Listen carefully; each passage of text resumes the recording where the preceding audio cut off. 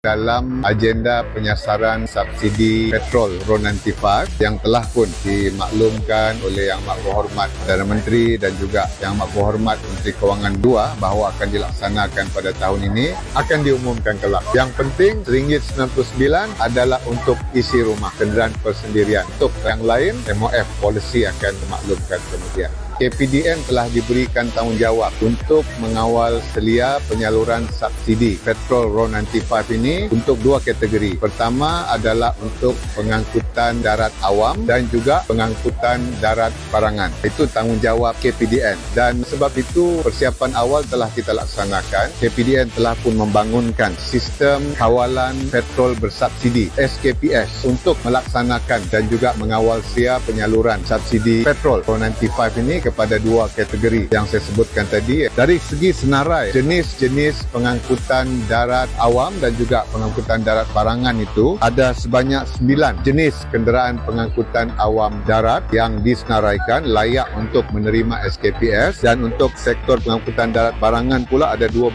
jenis. Jadi untuk memastikan supaya apabila tarikh diumumkan kelak bermulanya penyasaran subsidi petrol RON95 ini, kita akan membuka pendaftaran dan juga membuka ruang untuk permohonan dibuat oleh syarikat-syarikat yang mempunyai kenderaan di bawah dua-dua kategori tadi. Mereka boleh membuat permohonan bermula pada hari Isnin iaitu 15 September melalui pautan yang disediakan oleh KPDN untuk mendapat akses kepada permohonan melalui sistem SKPS tersebut. Dan syarat-syaratnya adalah syarikat yang berdaftar di Malaysia, kenderaan adalah milik kepada syarikat pemohon, registered di bawah company berkenaan, cukai jalan yang sah, dan yang paling penting yang sebagaimana saya sebutkan tadi, jenis kenderaannya adalah tersenarai dalam kelayakan bagi kedua-dua kategori tersebut. Dan pembelian kaedahnya apabila mereka memohon di bawah SKPS, insya-Allah akan diproses segera. Once application dibuat dan memenuhi dokumen-dokumen sistem SKPS ini, KPDN telah integrasikan juga dengan rekod pendaftaran di JPJ. Jadi dia mudah. Dalam masa yang singkat apabila mereka telah membuat permohonan, hari yang sama akan